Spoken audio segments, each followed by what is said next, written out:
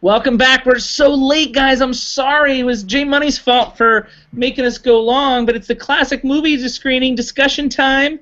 And we're here to talk about Roman Holiday from 1953. I'm Jonathan Betzler, your classic movie expert on this panel. And if you don't know that, you'll know it soon enough. And with me here today is he's suddenly back to being himself again, J Money. That's right. Welcome back. Always raising Peck on Holiday. Oh my gosh. We took so much time because I had to take my fake beard off. That was a really kind of intensive process for me to get ready into that character role for the last show. But yeah, well, we appreciate the commitment that you make to the show. Our other friend here is Davy Joe, ready to talk some classic. You bet. that's Davy Joe, all right. Let's say that "you bet" is your catchphrase. Davy Joe, how do you feel about that last segment? It's pretty good. I think we did all right.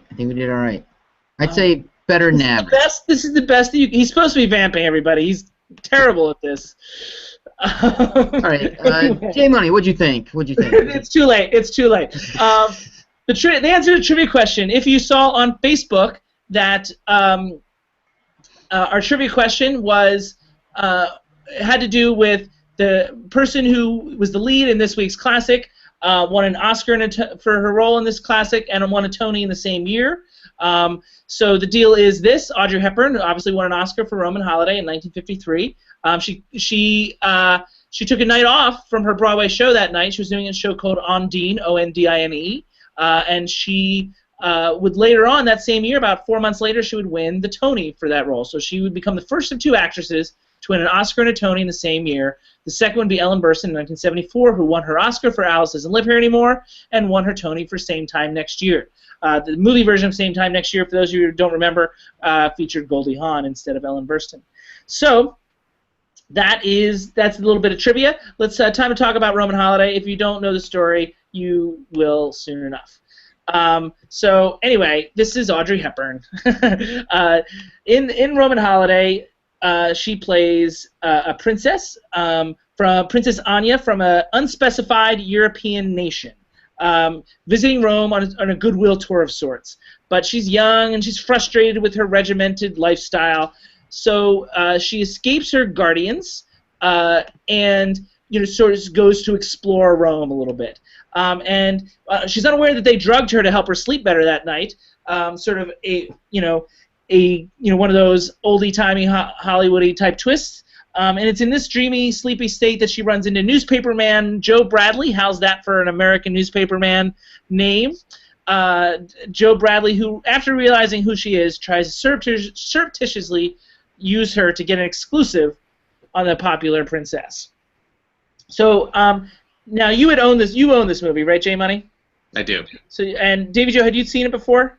Nope, never saw it before. Oh, so you get to go first. What'd you think your first time? I enjoyed it. I really enjoyed it, and I'll tell you, I wasn't really in the mood to watch it, but I got into it pretty quick, so it's fun. What defines in the mood to watching it? It's just it was a busy day, and I was just trying to fit it in, and that's all. But I really did like the film. J Money? You bet. Did you rewatch it this week? Yeah, I did actually. I rewatched it last night actually, just to have it fresh. I love this movie, so that's my short. So we're gonna have a fun talk about it. So the reason we're talking about it now is it was our backup movie in case we weren't able to talk about Miracle on 34th Street, because that was a screening that we did December 21st at J Money's apartment, Miracle on 34th Street, and I know just in case the DVD didn't work, I wanted to give Davy Joe a backup, and so the backup was Roman Holiday, because we had just screened it, because TCM screened it nationwide, had a special screening on December the 1st all across the country, and we went to see it some of us went to see it in Times Square, and here it says Roma, because they couldn't get it all on there, and they're not talking about Fellini, it's instead William Wyler, William Wyler's Roman Holiday. And so a group of us went J Money was not among them because he had better things to do apparently, and he owns the film. But only one person agreed to take his photo. But that's us at the screening December the 1st. And so it's fresh in our heads. So we decided to do that one today. The main topic of conversation during the screening, or after the screening, I should say, amongst the group, who everybody was impressed with it, but they were focused on the screenplay, and part of that has to do with, obviously Roman Holiday is a bit of a buzzy film right now because the film Trumbo, starring Bryan Cranston, is out. He obviously anonymously wrote the screenplay. Later, he was credited, won an Oscar. He officially got his Oscar in 2003, even though it was awarded in 1953. So people are talking about Roman Holiday. I think that's why TCM screened it. And the thing that people were most impressed with at our discussion after the screening was the screenplay, the tightness and the breeziness of it were words that were used. But I don't think that quite covers it. I mean, I think it doesn't necessarily reflect the film's charm. And William Wyler is one of my favorite directors. And I feel William Wyler is underrated because William Wyler made movies in all sorts of different genres, whether it be dramas like The Best Years of Our Lives, epics like Ben-Hur, musicals like Funny Girl, or comedies like this. And most directors that are famous, like John Ford, is known for his westerns. Alfred Hitchcock is known for his suspense films. William Wyler was all over map, but he just made good movies. No matter what it was, like he was a storyteller, and that's why I admire him, because he adapted his style to the story instead of the other way around. And that's what Ford and Hitchcock do. As much as I love them, they put their style onto an existing property. He takes the property and adjusts his style. So I mean, I think a lot of the charm not only has to do with the actors, but also the precision of his direction, the amount of subtext, and the very bold choice for a very un-Hollywood ending. So with that in mind, let's start with what they all wanted to talk about. They wanted to talk about the screenplay. I saw you guys nodding. Let's start with Davy Joe. Tell me about the screenplay. I think that obviously the dialogue was a lot of fun, but the main thing that really hit me was, as you said, how bold the ending was, and it was shocking to me. I didn't think that they would do that. I didn't think that they could possibly not go for the happy ending. Okay, well let's skip the ending for now. Tell me, no, because I mean, like, let's talk about it at the end. You know what I'm saying? There's a certain logic to that. I do what I can. But with that in mind, what struck you about the screenplay, J Money? I think the way that it actually builds throughout the entire movie, and we won't talk about the ending when everybody horribly dies. I mean, nobody really saw that coming, but sort of like the Das Boot of romantic comedies. Exactly. Without echoing too much of what Davy Joe just said, it really comes together in the third act for me, just because we watched this movie start going through, in a lot of ways, a lot of the same sort of pattern and a lot of the same sort of patterns that you would find for this kind of movie, for a romantic comedy in general. And as the characters themselves develop and you see them in their minds figuring out how they're interacting with each other in this movie, the dialogue around them gets much more kind of complex and trickier, and also much more subtextual and like heavily laden with suggestion and also hidden meaning ultimately. And that to me is a great accomplishment. It's a great thing to kind of watch it sort of wind up and becoming much more complex. But also, to your point, it's never heavy-handed really in a way. It's always kind of delightful, and a lot of that has to do with the co-stars themselves. But don't underestimate like the part that a director plays in that, though, like creating that environment. Yep. And I mean, like, I want to talk about. I mean, like, and there's other things he does with the camera that sort of aids that, but that I'll talk about later. But I mean, in terms of the screenplay, since we're on that, I have a note that you brought up, and you didn't use the word formulaic.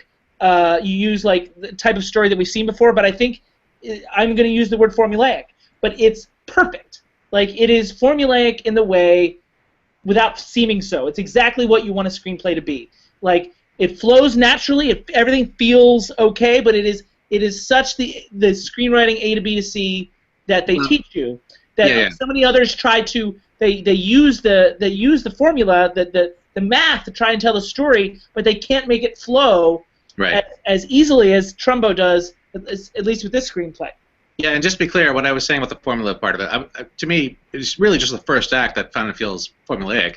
It's after that and that's I mean, the I reason. feel like to Davy Joe's point, everything. I think everything is first, second, third. Like it is formula up until the end, and I think that's what makes the end so great. Is they're setting up a series of expectations with the formula, and then deny you in something that feels actually more plausible. A and B, you sort of look back and like nothing that really happened is that implausible. Yeah, absolutely. I mean, like you can make the argument about the drugging, sleepiness situation, but it's also so delightful that it's hard to really whine too much about that. Like I certainly buy that they gave her something. The effect that it had on her, like we can discuss maybe, but these are nitpicking. As much as she got a lot of all these accolades for the her ability in this film, to me those parts were the roughest in terms of her performance, and that's interesting. She was still a young actress. She was still learning quite a bit, and this is her first big movie film, yeah. Absolutely. So it's like I'm not gonna. It certainly doesn't ruin the movie for me, but I think that it shows a roughness that's a little, it's a little much at first. I want to talk about her performance later on. I have a note to do about that, but I mean, like, to give a little hint. I mean, like, she's all charm. I mean, like, I'm not so sure how much, performances are, but I'm going to talk to you guys about the Academy Award race that year in just a bit. With that in mind, there's something about the screenplay that I think is under discussed, and because Davy Joe talked about the dialogue, which is sharp and fine and all well and good and everything, but I mean, like, what I think makes this screenplay particularly special is the visual storytelling that it uses, and I think this is a really good example. I think this is when we're first meeting Princess Anya, and this is two different frames cut together here for our educational purposes. So this is on the left is her sort of greeting people and whatever. And then the screenplay has it, and I mean it's written in the script, so you can credit Wyler too. But I'm going to put this on Trumbo. He's basically giving you insight into her character by this whole foot thing, this whole like itchy foot, and the efforts that she makes she loses her shoe and how to get it back on. Simple stuff ultimately, but delightful and cinematic, and it's elegant. That's what we look for in these screenplays is these elegant, simple ways to give you insight. You don't need to know much more about her than you do after this scene. Like it encapsulates everything, and that's the kind of efficiency you want in screenwriting. So anyway, do you have thoughts on that? Yeah, I see what you're saying. Yeah, and there were a couple of different sequences I think where he kind of uses that idea. It's a lot of him exploring how she develops as a character, but also as a woman ultimately. And there's a lot of really beautiful tricks. I'm trying to think of the other thing that I noticed in the movie later on. Shoot, go to Davy Joe for a second. Davy Joe, one second. The shoe scene. I thought it had a really humanizing effect, and I honestly, knowing what I knew about this movie, which was just the basics of a princess and a guy having a relationship. I thought for sure I was gonna have to go through she's kind of stilted and stuck up, and then he had to kind of like wear her down and soften her up, and it was such a nice way of just making her human right off the bat and having her just be down to earth right away, and it maybe. And it kind of goes against the whole formulaic, bit a bit. I mean, I think it goes. I don't think so. I just think this film did the formula better. Yeah, all right. I think it fits within the formula. I just think that it's a more efficient execution of the formula. Like introducing the characters, that's part of the formula. Getting people to like your characters. I mean, like it's just a more efficient way of doing it in a simple, elegant way, and I think it's beautiful too. I think it's beautiful and cinematic. Well, I think. Okay, I was going to say to David Joe's point, if they remade this movie now and this hadn't existed to begin with, I don't think she would have been treated the same way as a character. I think the character would have been probably more in line with what he's saying. But that's a big hypothetical. But I think that's the formula that we're used to seeing as a modern audience. Yeah. We're used to seeing, maybe two characters that we don't necessarily enjoy as much ahead of time. Would you argue that we are more cynical as a society overall? No, not necessarily. I just think that that's more of the formula at this point. Probably almost entirely because of everything that Meg Ryan made in the 80s and 90s. There's all these romantic comedies that are based on two people that are a little quirky in and of themselves, and they both kind of erotic. Love it. Like what? And neurotic. And neurotic, and then they end up learning, more about themselves and the world and love as they kind of come closer and closer together. In this case, Norman Holiday, they're really, they are not necessarily perfect characters, but you root for both of them ultimately. There's always a point where like that's a trick too. That's a trick that you can credit screenwriter, director, and actors with. That to be able to like, but they're at cross purposes to some degree, but that you could like them both in that way is a trick. And even Eddie Albert is likable, and you root for him in his own way too. So I love Eddie. I mean, he's like a role model for me in that film. So He's got the beard. He's got the beard. Just because of the beard. And it's the only film he's ever did where he had a beard. So he's a bohemian in Rome, and he takes a lot of photos, and he's hanging out with ladies all over the place. I mean, what's not to love about his character? Fair enough.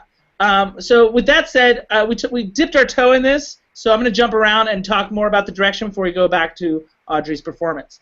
Why I think William Wyler, who sort of viewed this as a reverse fairy tale, and why I think what he brought to the table, some things that helped facilitate, making this as charming and effective and breezy as it is. And one of the key things I think he does in something like this, and you wouldn't see it very much post-1981, reliance on masters. Do you guys know what I mean by masters? No. A master shot is essentially the wide shot of a scene, and you would start the scene with the master. Whenever you start shooting, you start with your widest shot as possible, your master, because that sort of, the master is dictates the blocking. You know what I mean? And then once you get the master right, then you know where everybody is at certain points in the scene, and then you go in for what's called coverage, and that is close-ups or singles or what have you. Mm-hmm.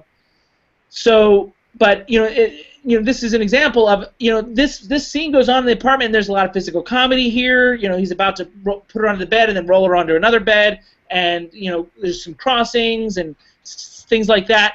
And things where Eddie Albert has some scenes in this apartment as well, and he just lets the moment linger, almost in a theatrical sense, on these masters, which a director would be hard pressed to do in this day and age, I think, because MTV made things much more cutty. Pace is something that is much more of a concern, but I never felt bored. I mean, I felt the action was sustaining itself.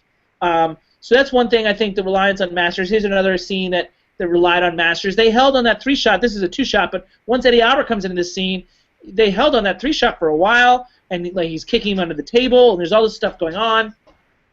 There's a lot. It's a bold choice to just let the masters play out, but it works perfectly, and it gives the air. I'm also thinking about the scene where he guides her up the steps, and she goes the wrong way. He sort of lets the wide take it, and sometimes there is art in restraint in that way. Do you guys have thoughts on that?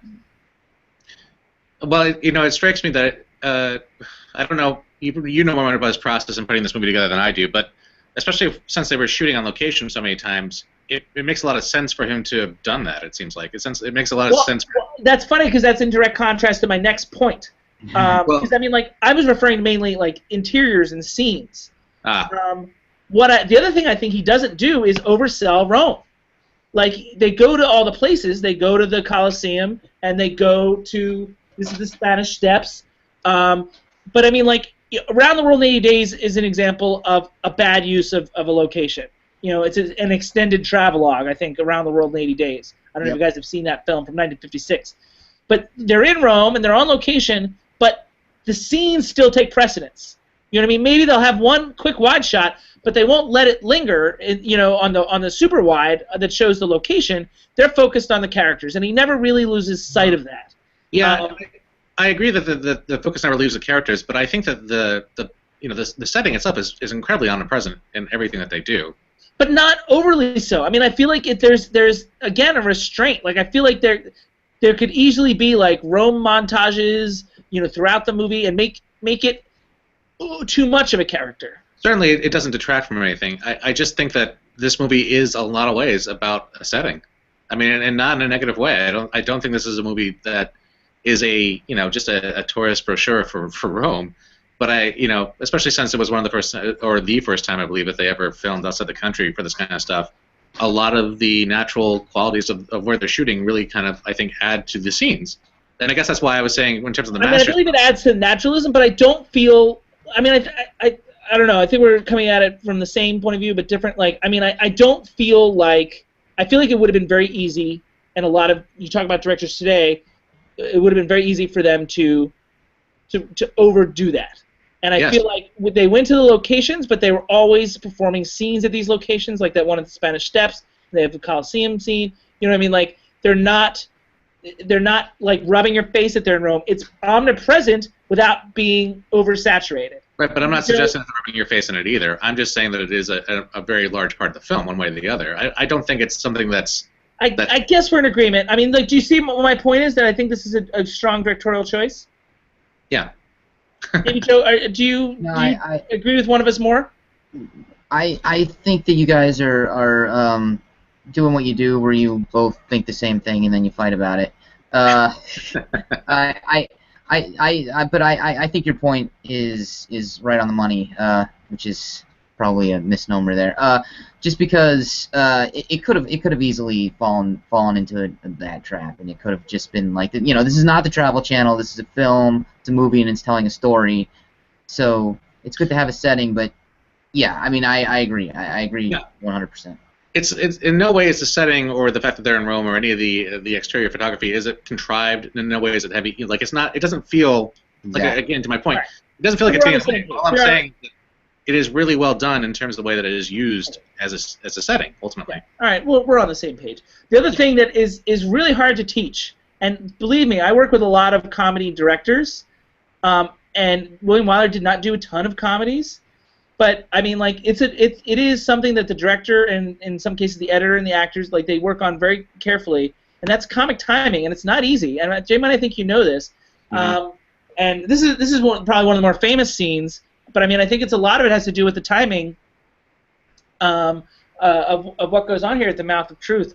But I mean, I think that the beats, even the physical comedy between Eddie Albert and Gregory Peck, certainly not something Gregory Peck did a lot of. That sort of physical humor and slapsticky type stuff. But it's not easy, and they make it look so. And a lot of that has to do with Wyler's influence, I think. And you know the story behind that scene, right? Yeah, I do. Yeah. I mean, I think that goes a long way in this film. And I think that the fact that he was letting them kind of play around with what happened says a lot of it. Again, it's a director showing restraint, showing trust. That's a choice. That's a directorial choice. Allowing things to happen is an art form. Yeah.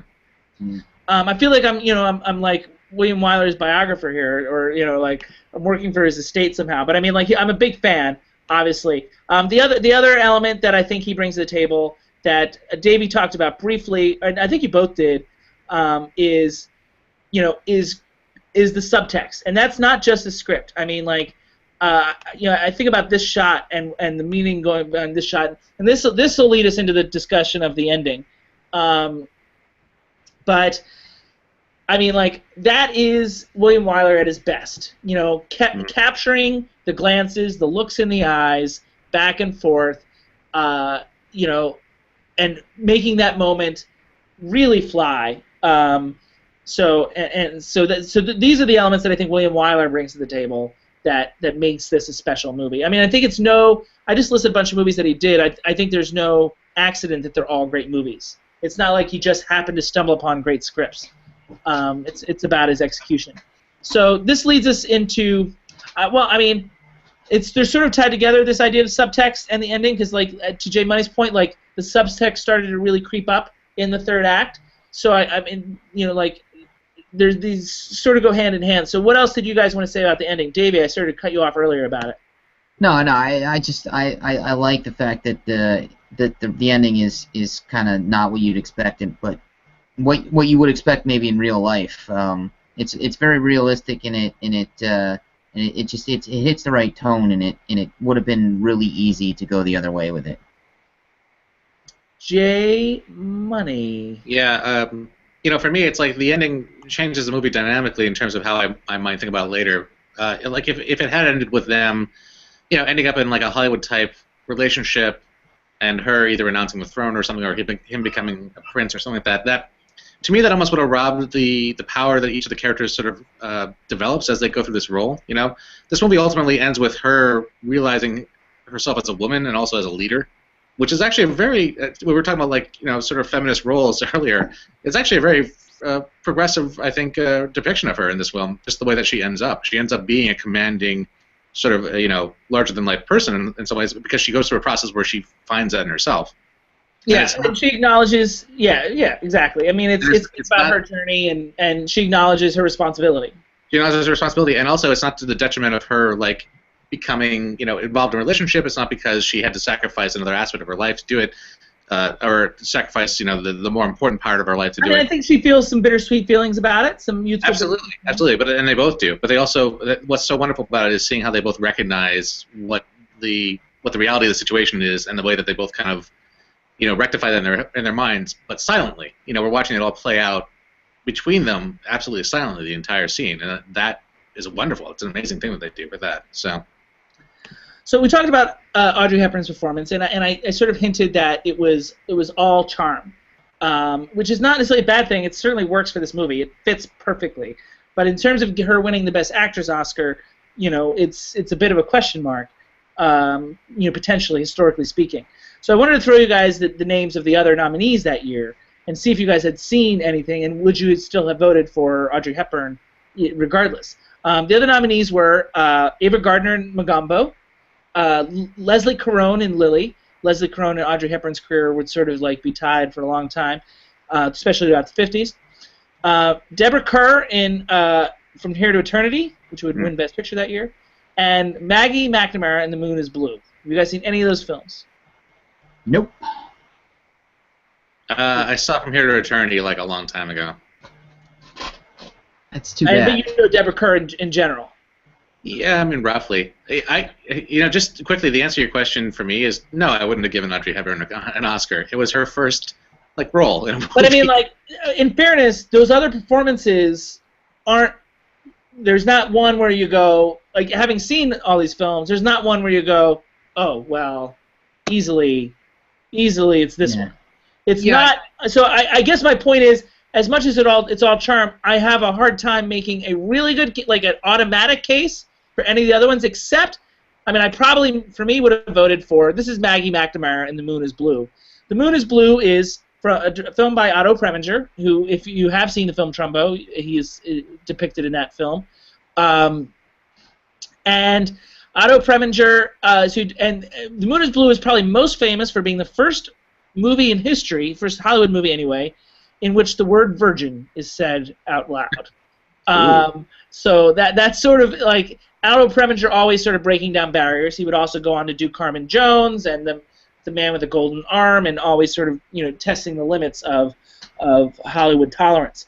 And of course, Jenny Money and I have an Otto Preminger experience, having seen his best film together on one New Year's Eve.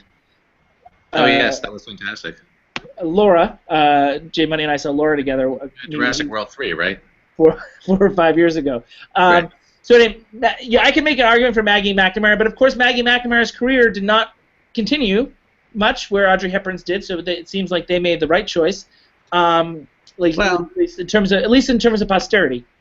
Sure. It just feels like, you know, I think that she was a breath of fresh air for the cinema in general, and everybody fell in love with her. And it's hard not to. It's hard not to love Audrey Hepburn, honestly. I can't really disagree with that. I mean, like, I have to move on, but real quick, is there any real flaws in this movie? Is there anything that like nitpicky stuff that struck you guys? Because I think it's hard to find, but I mean, like, Davey, your first time? No, not really. There's. Is it a perfect movie? I'll tell you. All right, we're really nitpicking here, but since that's what we do, there's a scene where I'm sorry, what's the cameraman's name? Anyway, Eddie Albert's character. Eddie Albert. Just call him Eddie Albert. Eddie Albert. He gets a drink spilled on him, and he's falling down, and he's got the wet shirt, and then the next shot he's got the dry I shirt, noticed that as and well. then the next shot he's got the wet shirt again. Continuity issues. All right, you're nitpicky there. Okay, fair enough. Oh, that's all I got. That's all I got. I mean, that's pretty darn good, though. Okay.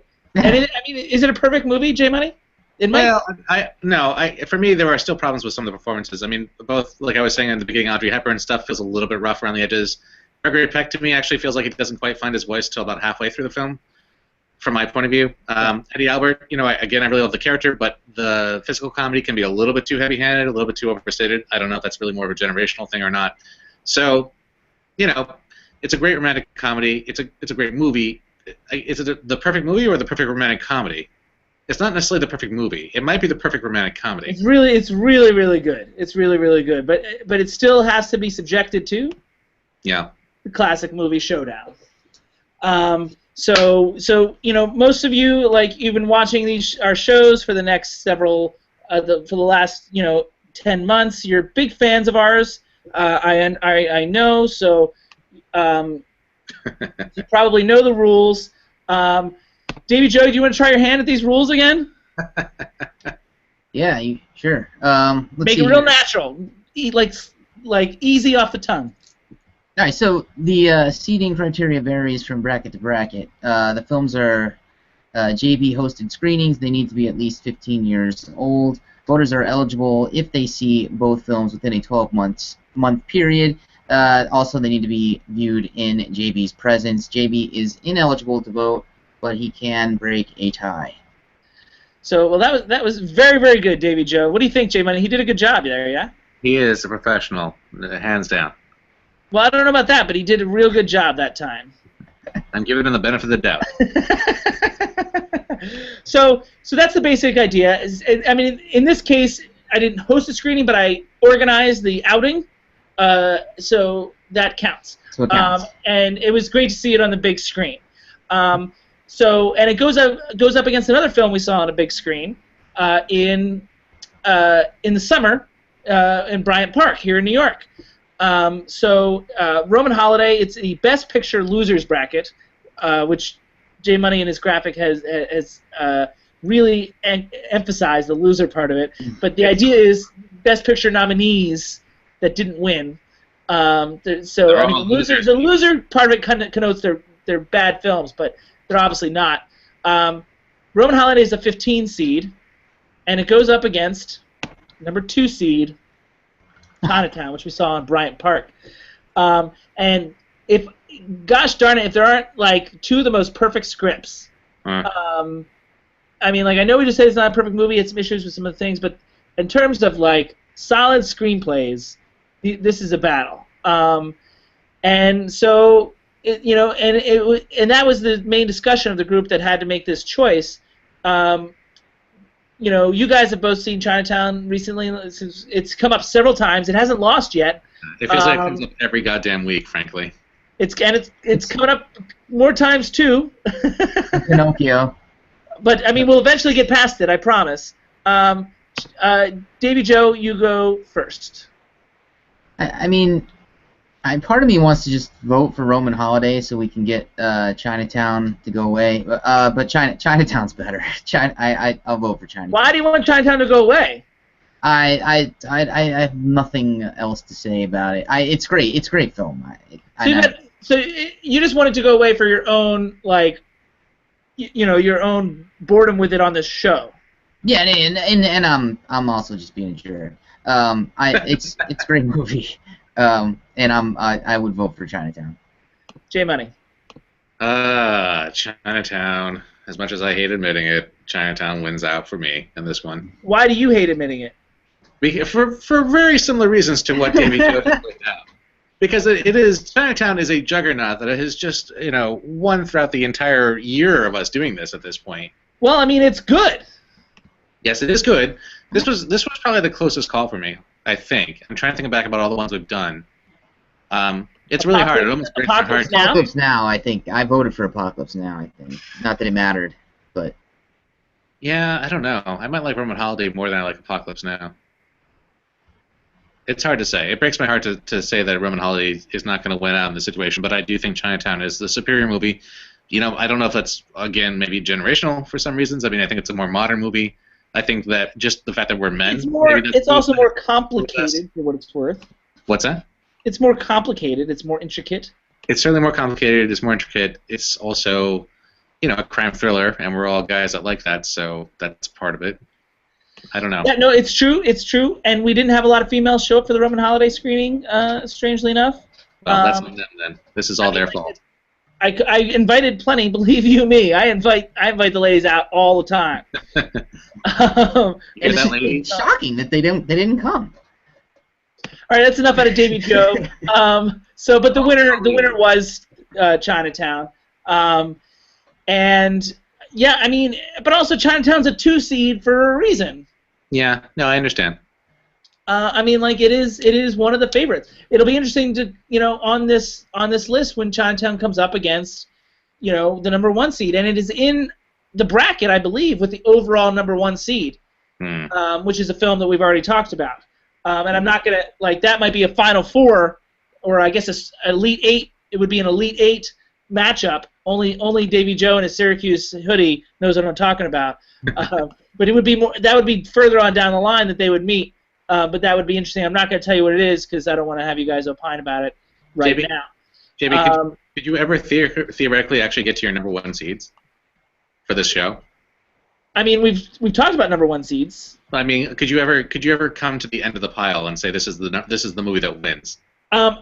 Someday maybe, and I can tell you right now that the 60s bracket is the close to being done, and we've got a couple episodes I think coming up where at least one. No, we've got 2 episodes coming up where we talk about some stuff in the 60s bracket. In the first round of the 60s bracket, I think there's 32 matchups in any first round, and I think we've got 24 of the 32 done. Wow. In the first round. And so we're very close, and then once you get to the second round, it becomes a lot easier. All right, well, I've got probably about another 30 or so years to do this, so just pretty much. But as I tell all people, it's not about so much crowning a champion, although that'd be interesting or cool. It's more about giving context to a discussion or getting people interested in discussions and so forth and so on. So it's kind of fun in that way. But yeah, it'll be a long time. But anyway, so I'm gonna wrap things up because we've got our sound off coming up. I'm really excited about our sound off. As well, I've got some big things coming up. The next classic that we're going to talk about, here's your little tidbit, and this one I'm sure about, is with all the talk of Hateful Eight and Tarantino's delving into 70mm film territory, next week's classic was the first film ever to be shot with the Todd AO 70mm process. And that is going to be our classic coming up for discussion next time, which is January 27th. And per usual, the classic discussion is going to be at 9 o'clock Eastern, 6 o'clock Pacific, and that is coming up January 27th, so Wednesday night. Wednesday, January 37th, 27th, 9 p.m. Next up, in about 10 minutes, is our Sound Off, our freeform segment, in which there's a lot going on. Whether Davey has a diatribe or not, I'm going to make him talk about something because I've got some questions for him if he doesn't have anything. And I've got a top 5 coming up, and because of A, Roman holiday discussion, and B, the film Trumbo starring Bryan Cranston, there's a lot of interest in Dalton Trumbo, so I'm going to name my top 5 films written by Dalton Trumbo. And that's coming up in our Sound Off. And we might rehash a little bit of our Star Wars discussion. I want to bring that up again, guys. Star Wars was our most successful episode that we debuted back a couple weeks ago, December 21st, I think we shot it. So that debuted a couple weeks ago, and there's some things that I think we could re-talk about in our sound-off. We're doing that, and I've got a big announcement. I'm yelling. I've got a big announcement coming up as part of our sound-off, and that's all starting in about 9 minutes now. Our free-form discussion for the evening coming up. In the meantime, this has been our discussion Roman Holiday, and I hope you enjoyed it, and we'll see you very soon, if not in 10 minutes, on January 27th.